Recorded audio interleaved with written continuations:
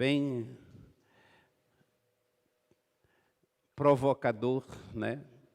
E com certeza nós talvez teremos aí um outro domingo para dar continuidade, porque é um tema muito vasto. A gente não pode também entrar nesse tema que eu vou entrar hoje, que é a origem das feridas da alma, e deixar você pela metade, levar até você até um certo ponto, ou só identificar as feridas, não vai resolver muita coisa, não é verdade? Você vai sair daqui hoje, por exemplo, se sentindo doente, pior do que entrou. Não, esse não é o nosso intento. Então, é importante você veio hoje de manhã, se você que está assistindo pela internet, quiser nos acompanhar, pode ter certeza que nós teremos um segundo momento para que você entenda toda essa ação de Deus na nossa alma, não é? Na cura das feridas da nossa alma. Uma das coisas, meus amados irmãos, que Deus quer nos libertar é do legalismo. O legalismo é uma coisa muito sorrateira na nossa vida. Dentro da igreja, a gente, sem querer, a gente aprende a ser legalista. Talvez você não entenda isso ainda, vai pesquisar um pouquinho o sentido desta palavra. Mas às vezes eu sou legalista com meu irmão, eu olho para o meu irmão com um olhar de legalismo, de acusação, eu julgo sem querer. E essas coisas tudo, elas revelam uma alma doente. Como tem gente doente na igreja? Eu não estou falando de pessoas que às vezes não frequentam a igreja com tanta frequência. Eu falo até às vezes que os maiores legalistas, eles estão até mesmo exercendo posições na igreja. Eles às vezes são líderes, às vezes eles estão ministrando. E é um problema, isso é um problema muito grande, porque a gente ministra, tudo que eu ministro, eu sou esse canal, esse instrumento de Deus. Então, quando eu estou ministrando, se eu não for uma pessoa resolvida na minha alma, né? Se eu não tiver entendimento também bíblico, teológico daquilo que eu estou falando, eu, ao invés de levar uma cura, de levar uma palavra de libertação, eu coloco a pessoa dentro de um cativeiro. Essa é a verdade. E há muitos cativeiros religiosos. Então eu quero que você entenda uma coisa sobre essas feridas na alma. E nós estamos aqui já há alguns domingos, é um material sistemático. Eu peguei essa parte aqui, é uma das partes que eu mais gosto de ministrar. Gosto muito, muito mesmo, porque eu já experimentei isso na minha própria vida. E uma outra questão que, quando nós tratamos desse assunto, que é cura das nossas emoções, cura da nossa alma, que nós temos dificuldade de aceitar, é a graça de Deus. Eu e você temos dificuldade de aceitar a graça de Deus. Alguns até chamam de graça barata, porque alguns também vão para um extremo, né? Do liberalismo, da falta de compromisso. Mas a graça de Deus, irmãos, é um favor imerecido de Deus. Eu tenho dificuldade de aceitar, por exemplo, o perdão de Deus que não me custe nada.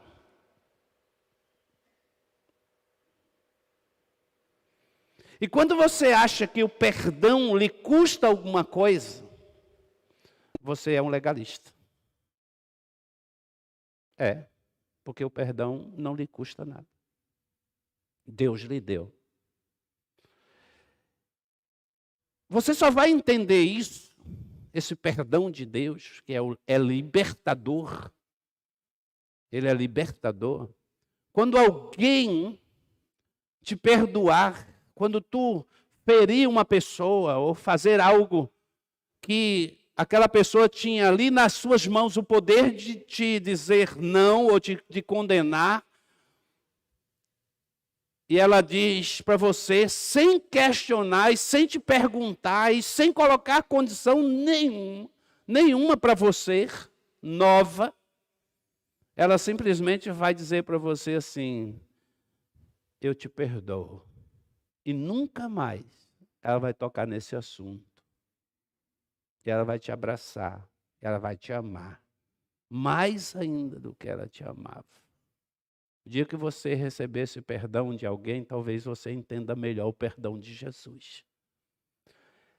A Páscoa é isso.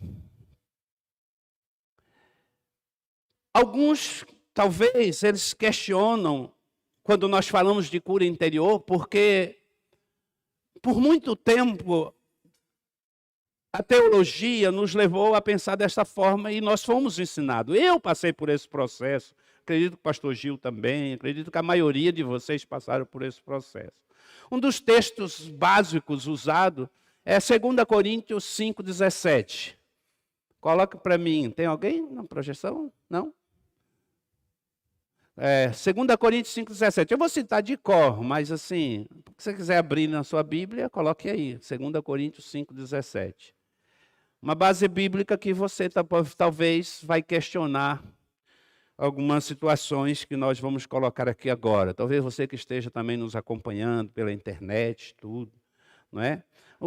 A gente não tem essa intenção de causar, principalmente na internet, irmãos, nos nossos canais aqui, discussões, tal. Eu mesmo não gosto, detesto isso, tem pessoas questionadoras, essa coisa toda. É importante você ouvir as pessoas, você buscar conhecimento, você buscar pessoas, ouvir pessoas que pensam diferente de você, para você também tentar entender. Então, seja uma pessoa que aprende sempre, que esteja aberto a ouvir o contraditório sem receber isso como uma afronta. Vocês entenderam o que eu estou falando? O pastor Hildo me trouxe uma palavra hoje que mexeu com a minha estrutura teológica. Aí eu quero já dar uma resposta.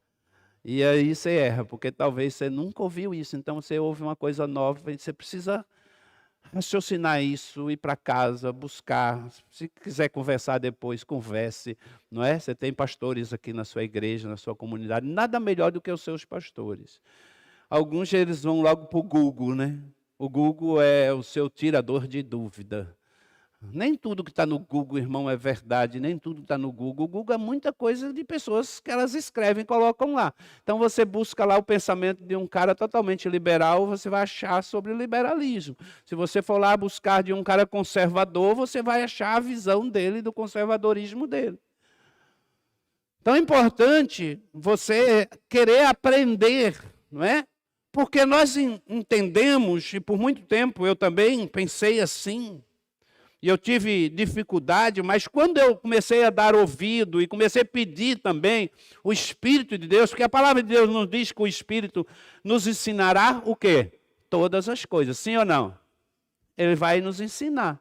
Então, eu vou pedir o Espírito Santo que me ensine aquilo que eu tenho dúvida. 2 Coríntios 5,17, o apóstolo Paulo vai dizer que aquele que está em Cristo, nova criatura é. Amém? Nova criatura é. As coisas velhas já se passaram, eis que tudo se fez novo. O que nós entendemos com isso? Que a partir do momento que uma pessoa se converte, ela entrega a sua vida para Jesus, ela não tem mais necessidade de fazer coisa nenhuma. Que ela está totalmente restaurada, não é verdade? Ela nasceu de novo. Isso é verdade, ela nasceu de novo. E o que Jesus faz é isso. A sua ressurreição, não é? Por isso, o pastor Gil citou aqui, é vã vossa fé se ele não ressuscitasse. Então, a sua obra completa, ela vai até a ressurreição. A ressurreição é a vitória sobre a morte. A ressurreição, ela é uma vitória sobre Satanás. A ressurreição é uma vitória, ela nos dá a condição de entrarmos na presença de Deus, no Santo dos Santos, ou seja, o véu se rasgou e agora eu e você temos acesso à presença de Deus. E a ressurreição também, ela nos garante, fala comigo, ela nos garante vida eterna. Amém? Então pronto. Cristo conquistou para você a vida eterna. O que você fez para receber isso de Deus? Nada. E não tem o que você fazer. Nem que você passe aqui um ano vindo todos os dias, orando 12 horas aqui de joelho no altar, não vai mudar nada na sua vida. Vocês entenderam, irmãos? Não é por isso que Jesus vai te amar mais. Não é por isso que Jesus vai olhar para você e vai dizer, ai, minha serva, ela ajoelha lá na igreja, olha como ela ora. Irmãos, a gente vai convivendo uns com os outros e a gente vai identificando um traço de religiosidade até na postura nossa dentro da igreja. Você sabia disso? Por exemplo, faz um raciocínio, observa as suas palavras se elas não são as mesmas. Por exemplo, quando você está em conexão com Deus. Porque qual é a diferença de uma reza? A repetição. Aí você vai dizer lá, a reza é a reza do Pai Nosso, é a reza disso, a reza daquilo. Mas a tua reza talvez seja um pouquinho diferente, ela só muda as palavras, mas é reza. Porque você sempre fala as mesmas coisas. Ela se torna reza. A oração ela é fruto do nosso próprio coração, daquilo que eu, no momento, posso falar com Deus. Eu necessariamente não preciso orar para impressionar as pessoas. E o legalista, e esse legalismo, fruto da religiosidade, ele vai estabelecendo no nosso coração padrões religiosos, que eu vou aprendendo com fulano, com cicrano, com meu pastor. Eita Deus! Vou aprendendo com a irmã que ora bonito, com o irmão que ora bonito, com aquele irmão. Ai, como eu gostaria de orar com aquele irmão. Irmão, se você simplesmente fala assim, Jesus, maravilhoso, Senhor, obrigado. Tem dia que você está tão cansado que você pode simplesmente sussurrar na sua alma, sentar, tomar um café pela manhã. E hoje eu estou relaxado, porque hoje eu não dobrei o meu joelho, não fiz meus 15 minutos de oração, não orei, ai meu Deus, se o diabo vir ele me pegar, você se sente desprotegido, isso é fruto de religiosidade. Entendeu, irmão? Isso é fruto de religiosidade. Talvez você pense diferente de mim. Mas assim, olha, Deus, ele tem uma promessa sobre a tua vida. A conquista de Jesus na cruz do Calvário, ele nos atraiu com laços de amor, ele nos colocou numa posição que ninguém pode tocar, irmão. Aleluia. Eu fui comprado, lavado, remido pelo sangue do Cordeiro, e agora eu sou dele. A partir do momento que eu entreguei a minha vida a ele, o meu coração, e dei a minha vida para ele, recebi esse perdão, esse favor imerecido de Deus, eu me aproprio desse perdão de Deus, e agora eu sou nova criatura, porque eu nasci de novo, mas aí, irmãos, vem outros textos bíblicos que a gente tem que nos questionar a nossa alma, a nossa vida. Quando nós olhamos para o Velho Testamento, por exemplo, você vai ver um texto bíblico que eu quero aqui citar com vocês. Por exemplo, uma passagem bíblica. Não precisa, eu só vou citar a passagem, depois para a gente não ganhar tempo. Mas assim, a Bíblia diz que José, ele passa por todo o processo, ontem eu falei com os meninos sobre isso aqui, todo o processo que José passa de rejeição, de injustiça, rejeitado pela sua própria família, e o vento soprando contra ele, não é verdade? E ele rompendo em fé o tempo inteiro. Ele tinha tudo para ser uma pessoa amarga, cheia de feridas na sua alma. Ele precisaria ir para uns 10 encontros se nascesse nessa geração. Mas José tinha também problemas no seu coração. A Bíblia diz que José, uma das expressões de José, e o seu próprio filho, olha, quando Deus reverteu sua sorte e lhe deu uma posição de honra diante do faraó, eu creio que José tenha sido curado naquele momento, por isso ele também pôs o nome no seu filho Manassés. Você sabe o que significa Manassés? Deus me fez esquecer. De quê? Do seu passado, das suas dores, Você acha que é fácil, seus irmãos, você ter uma família, ela mesmo tramar a tua própria morte? José dentro daquele poço, ouvindo seus irmãos dizer, não, nós vamos matá-lo. Você imagina o choro, a dor daquele menino de 17 anos que tinha os seus irmãos como referencial, como esperança. E José ouvindo aquilo, meu irmão, só de pensar nisso me treme, eu assim, mexe com as minhas entranhas. De ver um menino que ouve dos seus próprios irmãos dizendo, vamos matá-lo. Ei! Duro demais. Mas José, ao invés de se vingar, José diz assim, o meu Deus transformou todo o mal em bênção sobre a minha vida, inclusive a preservação das suas vidas. Vocês não viram o que o Senhor fez? Ei, vocês não viram o que o Senhor fez? Eles trêmulos. Ele vai nos matar agora, porque ele tem o comando, ele tem o poder de dizer quem vive e quem morre. Ele governa sobre todo o Egito. Mas ele diz, não, vocês não viram o que o Senhor, meu Deus, fez. Irmãos, ele lança toda a sua dor, a sua culpa, seu ódio para Deus. Não era que José era bom. Não, ele se coloca em Deus. Ele lança a Deus. É isso que nós devemos nos apropriar quando nós temos alguma coisa que atinge o nosso coração, que atinge a nossa alma, que nós somos tomados por ira, por alguma coisa que alguém fez, que talvez, na minha forma de enxergar, foi uma coisa tão ofensiva que mexeu comigo. Você deve lançar para Deus e não buscar vingança. Porque quem vai morrer é você, se você buscar vingança. Você que morre. Porque o perdão não é algo que eu tenho que sentir.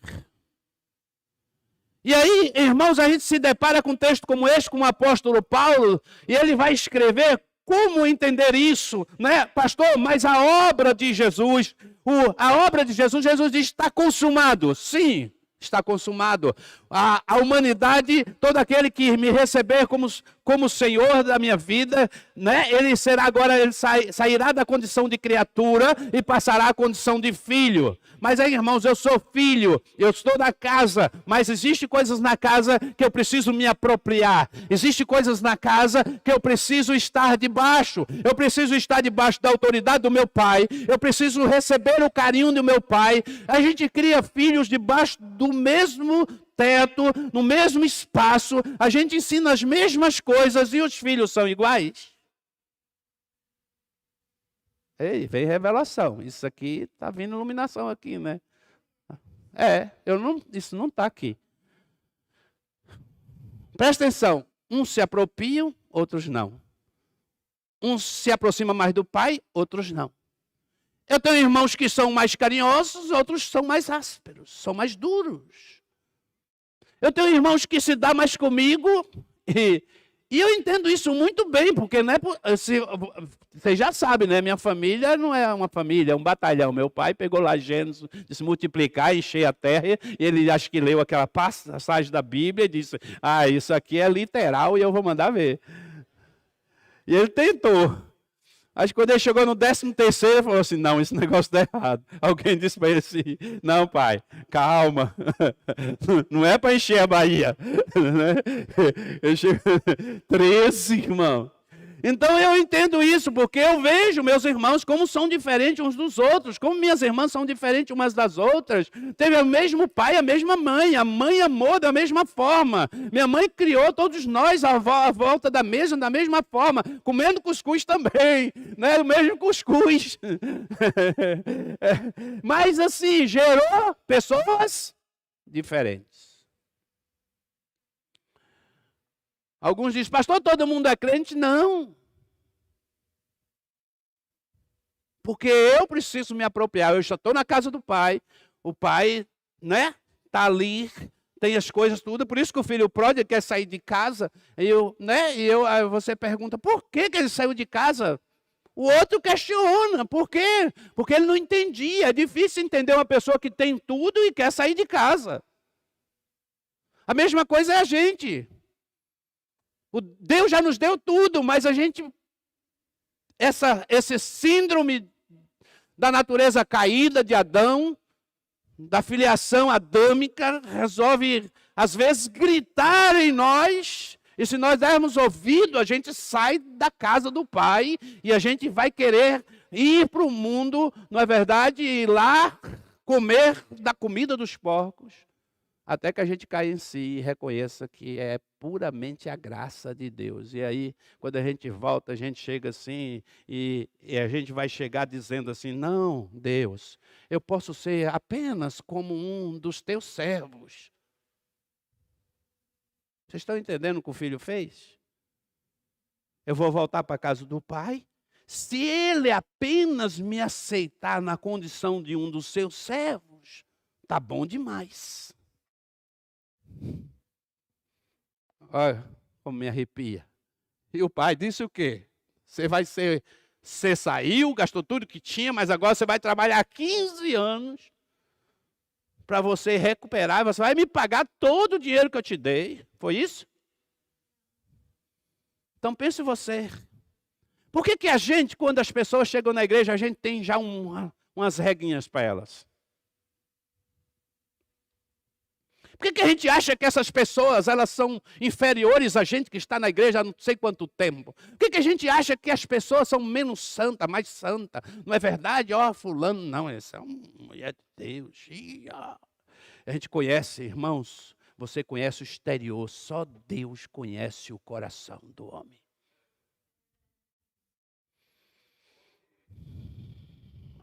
Só Deus conhece o coração.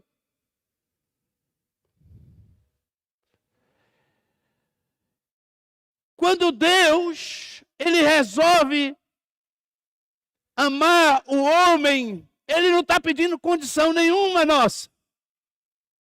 Ele apenas resolveu amar. Ele apenas resolveu dar o seu filho, o seu único filho, por amor. Tem uma canção que diz que foi por amor, por amor, simplesmente é por amor. Um amor incompreensível para o mundo, por mais que eles festejam, eles estão festejando de maneira errada e tudo, mas eles ainda não compreenderam esse amor. Eles estão fazendo coisas que já fizeram desde a sexta-feira santa, domingo de Ramos, domingo não sei o quê, para talvez nesses dias, né, eu não vou fazer isso, não vou fazer aquilo, porque, esses dias eu não posso, mas os outros dias do ano eu posso fazer tudo. Sabe? Então eu preciso fazer isso. E cuidado, irmão, para a gente não fazer isso no Evangelho. Nós temos que ter cuidado. É claro que, olha, observe esse texto, Filipenses 1,6. Quer dizer? Já projetou, já tirou as 10 vezes aí. Filipenses 1,6. Paulo. Primeiro ele começa a orar, não é? Eu vou um pouquinho antes do versículo 6. Ele está agradecendo a Deus pelos irmãos de Filipe. Em todas as minhas orações em favor de vocês, sempre oro com alegria por causa da cooperação que vocês têm dado ao Evangelho desde o primeiro dia até agora. Ou seja, era uma igreja referência, era uma igreja modelo, era uma igreja maravilhosa. Eu queria ser pastor dessa igreja. Não queria ser não, Gil? Você não queria ser? Eu queria ser pastor dessa igreja. O apóstolo Paulo está dizendo assim, eu tenho um prazer, eu tenho uma alegria de falar de vocês. Irmãos, eu tenho falado de vocês onde eu vou.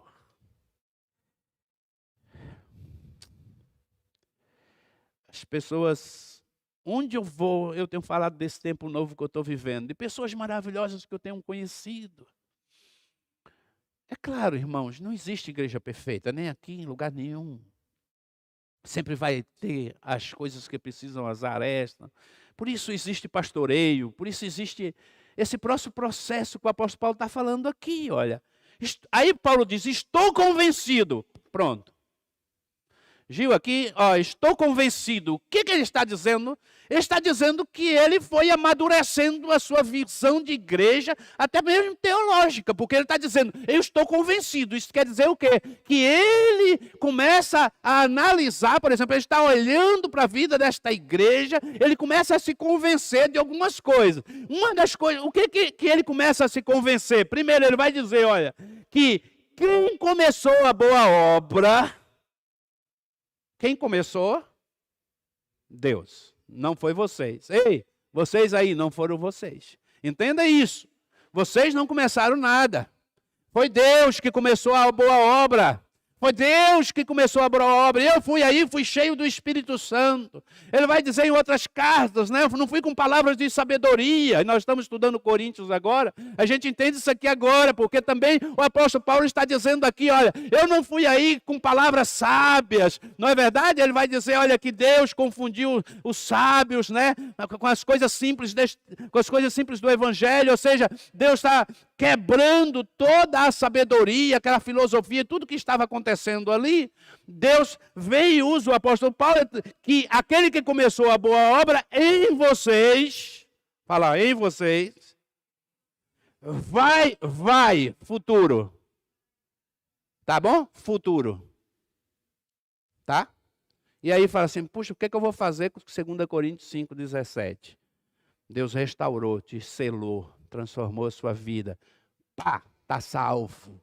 Mas aí agora vem o processo. Você ficou triste? Vem o processo. Qual é o processo? O processo de Deus, de aperfeiçoamento. Aí ele vai dizer, olha, aquele que começou a boa obra em vocês, vai completá-la até o dia de quê? Em Cristo Jesus. Isso quer dizer que você nunca vai estar pronto. Eita, meu Deus do céu. Ai, Jesus, que canseira. Eu preciso ir na igreja de domingo à noite, quarta-feira. Eu preciso participar da 7 semana, porque, né? Presta atenção. Deixa eu dizer para você, irmão, se isso não for fruto de amor por Deus, é religião. Se isso não for fruto de um amor que você tem por Cristo, isso é fruto de costumes religiosos, de ritos religiosos que você se acostumou a fazer para se sentir mais próximo de Deus ou mais santo. Mas não, irmãos, eu venho na igreja, domingo pela manhã, isso é um exercício. Por isso que o esporte nos ensina muito, porque isso exige de você. Presta atenção aqui, eu vou para a igreja. Eu vou para a igreja, coisa maravilhosa, chegar na igreja. Não é, irmão? Você vem para a igreja, eu vou levantar. Ai, que vontade de ficar nessa cama. Ai, que cama maravilhosa. Já está vindo aí, já está se enxergando, né? Que cama boa, tomou café. Ai, eu vou voltar para a cama. Mas hoje tem escola bíblica. Né? Eu vou, hoje é domingo de Páscoa. Não, eu vou para a igreja. Você acha que eu vou ficar em casa? Né? E aqueles que ficaram, são relaxados. Não são, não, irmãos. Não são relaxados. Eles podem não ter vindo hoje, mas eles são pessoas que Deus os amou. Hoje talvez eles tenham tirado o dia, talvez para ficar dormindo mesmo. Deus os condena por isso? Você acha? Não, eu fiquei hoje, porque hoje é domingo de Páscoa, nós vamos fazer um almoço aqui, um churrasco, vai vir meu filho, minha filha. Glória a Deus. Que a sua família está lá e você que está fazendo um churrasco, me convida que eu vou.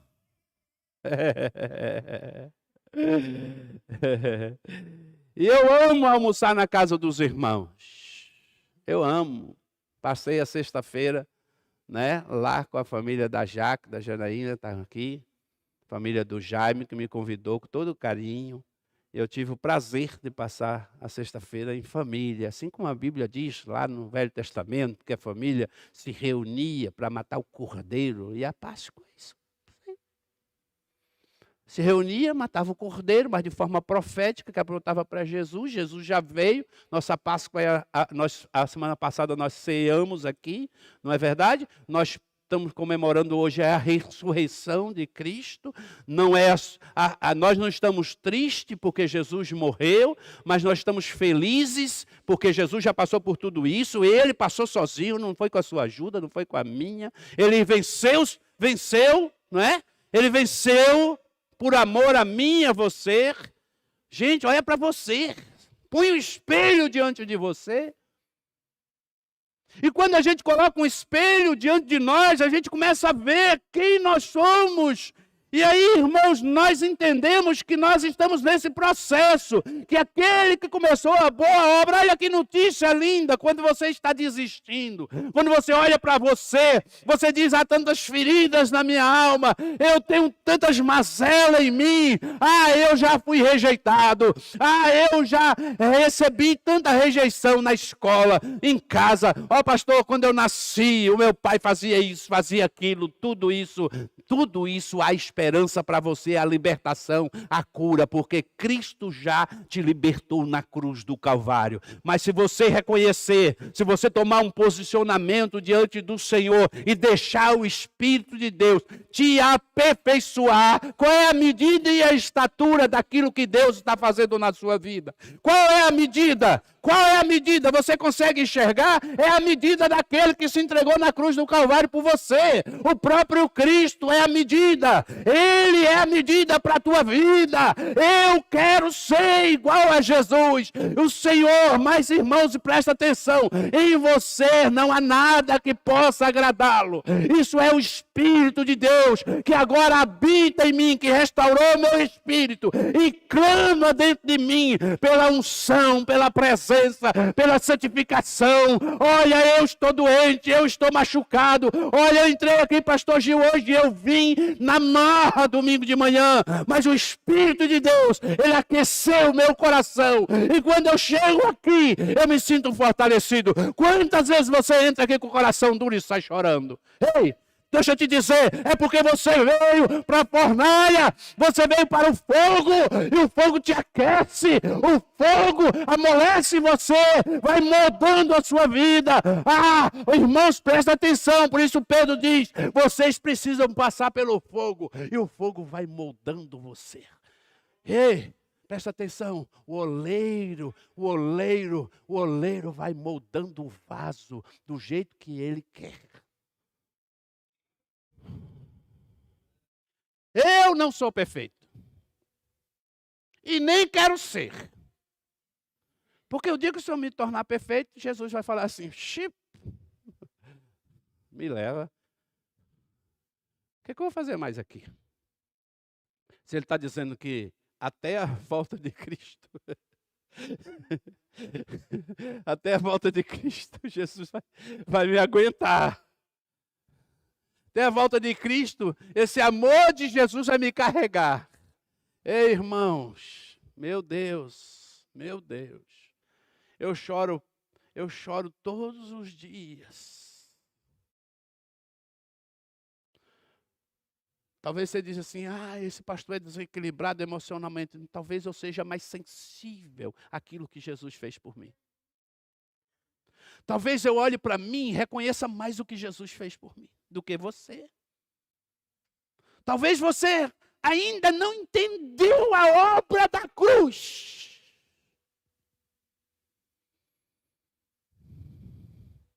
Irmão, porque é impossível um homem pecador que não tem salvação, que Cristo pagou a sua culpa naquela cruz, sofreu e venceu a morte, te deu a alegria de poder vir à igreja e celebrar a Ele, e agora ser uma pessoa, mesmo doente, cheio de mazelas, o Espírito Santo continua te usando, e quando tu vem, que tu toma a palavra num lugar, não precisa ser na igreja, nem no púlpito, mas no teu trabalho, na tua casa, no teu lugar, você percebe a ação de Deus na tua vida, você percebe o amor de Deus na tua vida, você percebe que os teus filhos são maravilhosos, você olha para eles e diz assim, como Deus é bom comigo, eu não mereço ter uma família, mas Deus me deu uma família. Oh, aleluia.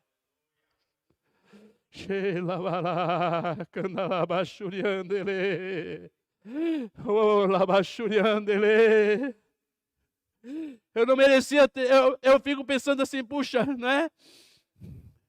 Eu e a Lu, nós, início do nosso casamento, a Lu, toda esposa começa o casamento, ela vai querer ter um filho. A Lu chorou muito por um filho. E eu me questionava, né? Irmãos, presta atenção. Tudo aquilo que é uma luta para você é um processo de Deus na tua vida, porque Deus está trabalhando na tua vida. E você, às vezes, você quer entender tudo, mas Deus não quer que você entenda, você nunca vai entender. E pare de querer entender, senão você enlouquece. Você enlouquece. Acabei de perder minha esposa outro dia, recebi um telefonema. Pastor, vai orar para uma mulher que está com câncer terminal, talvez ela esteja assistindo aqui, que eu mandei para ela. Falou, pastor, eu quero ouvir as pregações, quero dar testemunho da minha cura. Ei, eu chorei em casa, mas eu me enchi de fé, peguei o óleo, entrei no carro chorando. Eu dizia, Deus, é para mim mesmo. E eu comecei a ouvir o cântico da Ludmila Feber. E eu fui, irmãos, à casa dela. E o Espírito Santo me tomou. E ali eu cheguei. Quando eu cheguei, que abri o texto, ela começou a chorar. E ela chorava, chorava. A Sandra chorava, chorava, chorava, chorava. Eu falava assim, mas por que, filho? Você está tão emocionada desse jeito? Pastor, o senhor não veio aqui por acaso, não lhe conheço, nunca lhe vi. Eu abri, eu falei, Deus, se ele foi a pessoa que Deus mandou aqui para orar pela minha vida, confirma. E ele vai ler esse texto. Quando eu abri a Bíblia, irmão, ela me mostrou no celular, o texto já estava lá. Mandou no meu WhatsApp. O mesmo texto, a mesma palavra, e eu orei por ela. Mas você acha que eu não sou atacado nas minhas emoções? Sim. Cabe a mim ter inteligência, sabedoria, ouvir o Espírito de Deus e dizer, não! Eu pertenço ao Senhor. Ele é Senhor sobre a minha vida, Ele governa. Se assim Ele quis, Ele levou. Outra coisa, irmãos, e a gente prega, mas viver é uma coisa. Saber é uma coisa, viver é outra coisa. Fazer é outra coisa. Eu sei de tudo. Tem muita gente que sabe de tudo, mas não faz quase nada. Às vezes as pessoas sabem pouco, mas fazem muito. As pessoas sabem muito, mas fazem pouco. Eu vou aprendendo, eu vou crescendo e presta atenção, eu vi a vida inteira, são 26 anos de ministério. As pessoas se converterem, irmão, chegam na igreja, elas chegam cheias de fé. É interessante, irmãos. Um dia eu orei por uma mulher assim, ela estava possessa e eu estava saindo de férias, com a mala no carro, meu telefone tocou, ainda naquele tempo do telefone de gancho, e aí tocava, você não sabia quem era, aí o telefone tocou e eu falei, Lu, não atende, isso é cilada. Ir para Bahia e o telefone toca na hora de sair e o carro tudo pronto, a casa fechando, eu já fechando as portas para viajar e o telefone tocando, eu falei, amor, não posso, eu tenho que atender, eu não posso fazer isso. Fui lá, pá, no telefone, pastor Hildo, aí já tremia as pernas, quando diz pastor Hildo, né, irmão, chamou pelo nome. Minha filha está frequentando a sua igreja. E minha esposa está aqui no sofá. Eu não sei o que está acontecendo com ela, está estranha.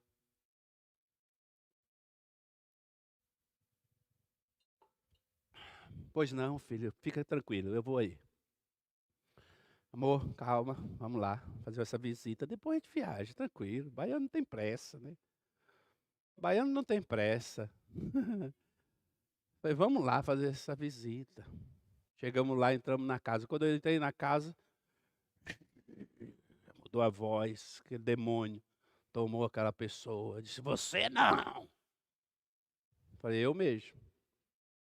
É ele mesmo. É esse baiano mesmo. Que Jesus lavou, esfregou, ensaboou, passou aquela bucha sabe aquela bucha de dado na seca? Lá na Bahia, o povo usa demais. Minha mãe sempre usou, nunca usou bombril, usava aquela bucha. A bucha limpa tudo, irmão. Limpa crente. Jesus passa a bucha dele na gente o tempo todo. A bucha vai sendo esfregada. Enquanto está aqui, a bucha passa. Aí eu vou para a igreja, a bucha passa. Pastor Gil hoje estava que estava, a bucha estava passando. Pastor Rildo hoje, a bucha passou feio. Está passando feio, estou vendo ela passando. E está esfregando. Vai tirando a sujeira que está escondida. Não é verdade? Nos cantinhos. E aí, irmãos, fiz o processo de libertação, que a mulher entregou a vida para Jesus. Ele entregou a vida para Jesus. Todos foram para a igreja. E elas chegam na igreja alegres, felizes pela libertação, que é a Páscoa, a libertação do Egito. Isso quer dizer o quê? O que é o Egito? Fala o mundo. Escravidão. Cristo agora nos libertou de quê? Do mundo. Da escravidão. A sua morte, a sua ressurreição me deu agora libertação do pecado. Não está dizendo que eu não peco mais. Ah, pastor, mas eu ainda tenho algumas coisas, né, que eu preciso resolver, por isso eu não vou participar da ceia, por isso eu não vou batizar. Irmãos, olha que alívio para a alma das pessoas quando a gente faz ela entender o Evangelho. Né? Todos os nossos batismos na nossa célula, quando terminou o batismo, alguém me procurou. Inclusive o último. Por falta de entendimento. A Maria está rindo ali. Por falta de entendimento do que é uma vida com Cristo. Porque elas foram ensinadas que só vão se batizar aqueles que são perfeitos. E aí, quando tu se batizou, tu era perfeito mesmo? Quando tu desceu nas águas assim, os teus pecados saíram tudo pelo ralo. Ei, levantou o santo. Chega, a luz brilhou no altar. Quando tu saiu dali do batismo, tinha gente que dizia assim, pastor, eu estou até me sentindo mais leve. Eu já ouvi tantas essas coisas, irmão. Claro, irmãos, é uma ordenança de Cristo. Há uma unção no batismo. Sim. As pessoas podem ser libertas no batismo? Podem. Eu já fiz isso. Tinha um homem. Eu era de um tempo que a igreja que aprovava o batismo das pessoas. Elas votavam. A pessoa vinha na frente, dava o testemunho dela e dizia assim, olha. E aí as pessoas começavam a fazer pergunta para ela. É assim mesmo, não estou mentindo. Vocês sabem. E aí o candidato está na frente, ele todo constrangido, tadinho, novo convertido, as pernas tremendo. E aí ele disse assim, você se converteu mesmo? Eu acho que sim. Você já faz isso? Você já é dizimista na igreja? Eu vou dizimar esse mês agora, a partir do momento que eu batizar. Meu Deus do céu, que crueldade, irmãos. Que crueldade. Lançando as pessoas dentro de regras. E eu preciso fazer isso, preciso fazer isso, preciso fazer isso, preciso fazer isso, preciso fazer isso para ser batizado. E aí a igreja voltava e dizia, quem é a favor aqui? Levante a mão. Fala, misericórdia. Quem é você? Quem somos nós para impedir uma pessoa que quer descer as águas? E um homem me procurou. Eu sempre fui um problema para algumas pessoas. Um homem me procurou e disse, pastor Rildo, eu não vou esconder do senhor, o senhor já me viu várias vezes, mas eu já frequento a igreja já há algum tempo. Eu entendi, eu estou sentindo de Deus que eu preciso me batizar. Mas eu fumo há 30 anos. Falei, meu Deus, e eu quero me batizar. E você fuma há 30 anos. Eu vou orar por você. Você crê que quando você se batizar, Deus vai te dar uma unção de libertação? Eu creio. Por isso eu quero me batizar, porque eu creio. E aí é a fé dela. Não é a tua fé. Jesus disse, se tu creres, verás a glória de Deus. Ah, eu quero isso. O que tu queres? Não, eu quero enxergar. Seja feito segundo a tua fé. Enxergue. Presta atenção. E aí, aquele homem, está aqui na minha rede social, pregador do evangelho hoje, Ele disse, eu vou batizar. E ele desceu as águas e nunca mais tocou no cigarro. Seu semblante mudou. Ele ficou 10 anos mais novo. Porque o cigarro, o vício, ele escraviza a pessoa. Uma pessoa que é escrava do cigarro, da bebida, do álcool, da maconha, da droga, ele é escravo. Então, isso vai matando a pessoa. Ele é triste, o semblante dele é triste. Ele não consegue sorrir livremente. Tudo dele ele não consegue, ele tem vergonha que as pessoas saibam daquilo que ele faz. Ele é escravo. E ele levantou e serviu por muito tempo a igreja junto comigo, e hoje eu olho nas redes sociais e vejo ele de gravata indo nos lugares pregar o evangelho. Irmãos, presta atenção, pela igreja, ele não descia as águas.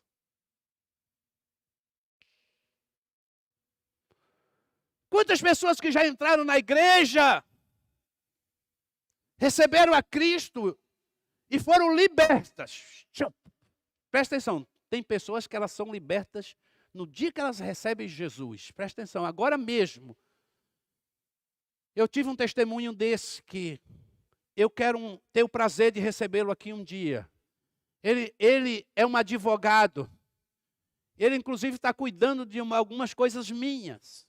E ele está fazendo de graças. E eu não sabia. Ele me disse, pastor, vem aqui, em Campo Mourão, vem aqui que eu quero fazer o seu processo. Eu falei, o quê? E você é dessa área? Sou, eu quero fazer. Mas eu não tenho dinheiro, Luiz. Eu falei, fica tranquilo, moço, vem aqui. Aí foi eu e o João lá. Pegamos o carro, fomos lá, o João, nosso tesoureiro aqui, Zafanelli. O João ouviu isso, sentado à mesa. Ele começou, foi enquanto fazia o processo, pegava os dados, ele começou a dizer assim, então, pastor, o senhor sabe, né, que agora eu tenho uma nova vida, eu sou servo de Deus. Eu falei, O senhor lembra quando na sauna, que o senhor ia na sauna? Eu falei, sim, claro, Luiz, poxa, eu lembro de você demais, eu sempre estava do seu lado, a gente conversava sobre tantas coisas e tal. Mas, pastor, olha, o senhor marcou minha vida. É mesmo? Fiquei feliz demais, não é? Falei assim, o senhor era uma pessoa diferente. Aí um dia eu estava em casa e o Espírito Santo começou a me incomodar.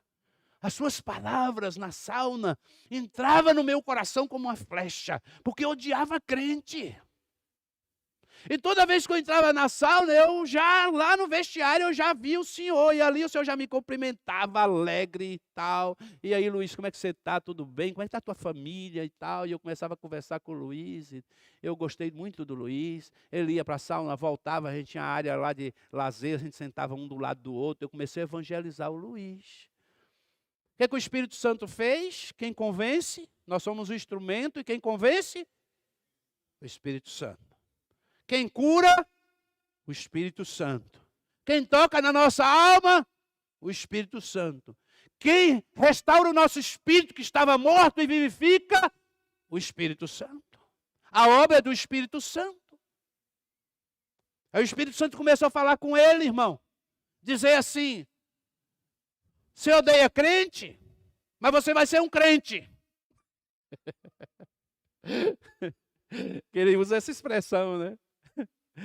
Aí ele dizia assim, eu vou ser crente nada, família toda de igreja, cheia de resistência, a família toda. E o Espírito começou a incomodar ele, vai na igreja agora, a igreja é de crente. Eu estou falando sem ir na igreja, de crente. Aí ele diz assim, pai, então tá bom. Se eu for na igreja de crente, eu quero ir na igreja daquele, eu quero ser se eu for ser um crente, porque o senhor está dizendo, e o Espírito incomodando ele começou a falar com Deus. Se eu for ser um crente, eu quero ser igual aquele pastor lá da sauna. Porque eu não quero ser aqueles outros que eu vejo lá. Presta atenção, o valor do testemunho, irmão. O valor de uma pessoa curada, restaurada por Deus. Presta atenção. Ela transmite graça. Ela transmite um evangelho livre, libertador. E ele foi na igreja. Mas eu já tinha mudado para cá. E ele não me achou. Aí voltou para casa triste. Puxa. mandou algumas mensagens para mim, eu mandei meu YouTube e tal, começou a me seguir. Aí o Espírito Santo falou assim, você lembra aquela igreja que você passou de frente, lá perto da igreja do pastor Hildo? Vai lá. Domingo à noite ele foi. Primeiro culto. Irmãos, ele pranchou na frente de joelhos, chorando compulsivamente, entregando a vida dele para Jesus. Foi batizado com o Espírito Santo, recebeu o dom de línguas. Ele tem 7 meses de convertido, ele já é um dos líderes na igreja. Assim foi comigo também. É interessante que ele está tendo a mesma experiência que eu tive.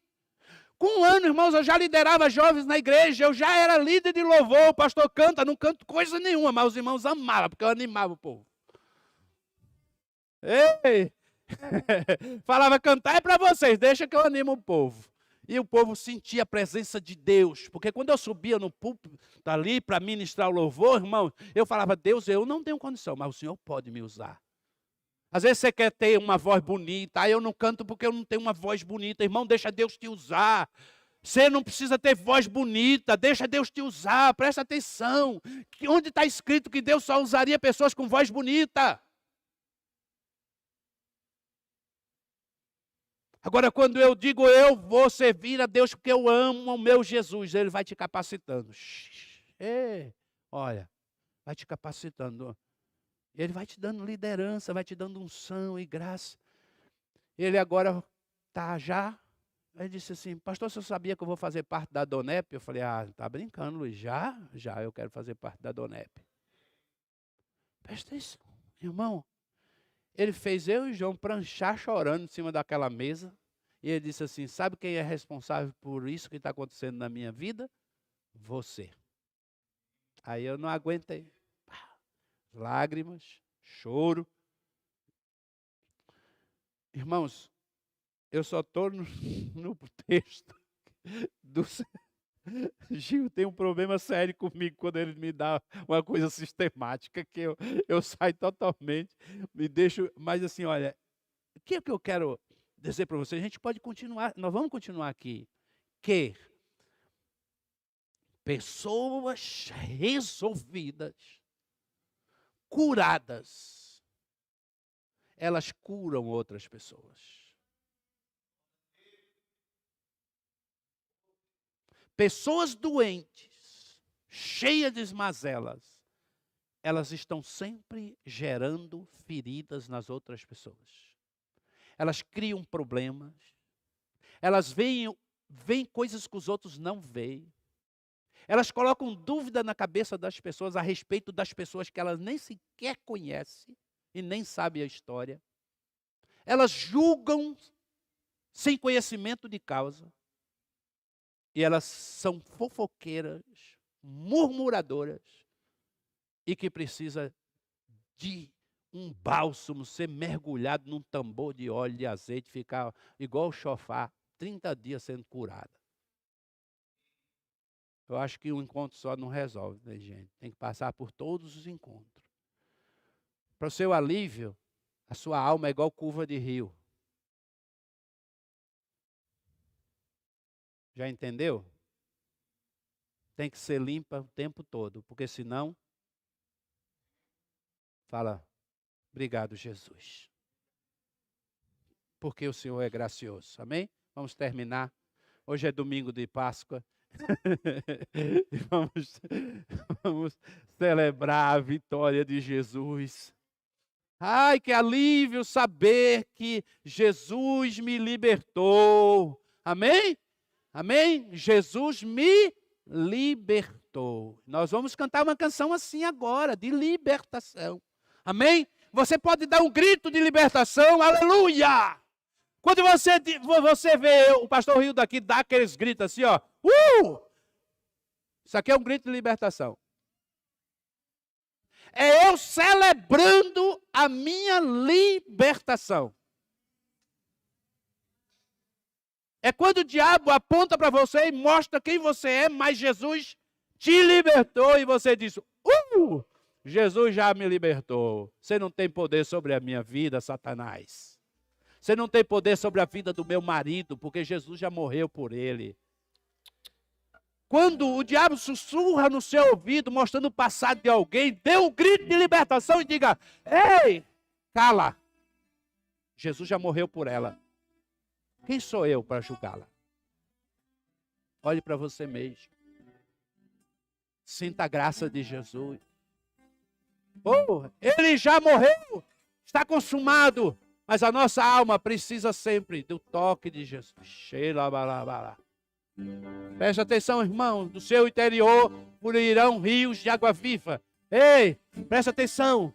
Deus quer que esse rio flua de você. Um rio de unção, de graça, de prosperidade na tua vida. Desde lá de Gênesis, um dos rios. A Bíblia diz que saía águas vivas do trono daquele rio. E sabe o simbolismo daquilo? Prosperidade. Olha, o Espírito Santo de Deus, ele te toma. Você não é, irmão, uma fonte suja. Deixa o Espírito Santo de Deus limpar essa fonte. Limpar essa fonte que talvez esteja precisando de um toque do Espírito Santo de Deus. É você que está em casa, em nome de Jesus, deixa o Espírito Santo te limpar, deixa o Espírito Santo limpar a tua mente, deixa o Espírito Santo limpar o teu interior e se apropriar da graça de Jesus Cristo. Por mais que você faça, ainda será pouco, porque nunca você vai fazer para merecer coisa nenhuma. Isso não quer dizer que você não tem responsabilidade. Isso não quer dizer que você não deva se santificar. Isso não quer dizer que você deva viver de forma relaxada. Ao contrário. Quando a gente entende a graça de Deus, aí irmãos, eu me jogo. Eu me jogo, não tem mais tempo ruim para mim. Porque Jesus me libertou e eu sou tão grato. Eu sou tão grato que eu vou vencer todos os empecilhos. Eu vou vencer todas as barreiras, porque Jesus é maravilhoso. Ele quer de mim. Fica em pé em nome de Jesus. Ele quer de mim. Ele quer uma expressão de louvor. Fica em pé. Ele quer uma expressão de louvor. Aleluia!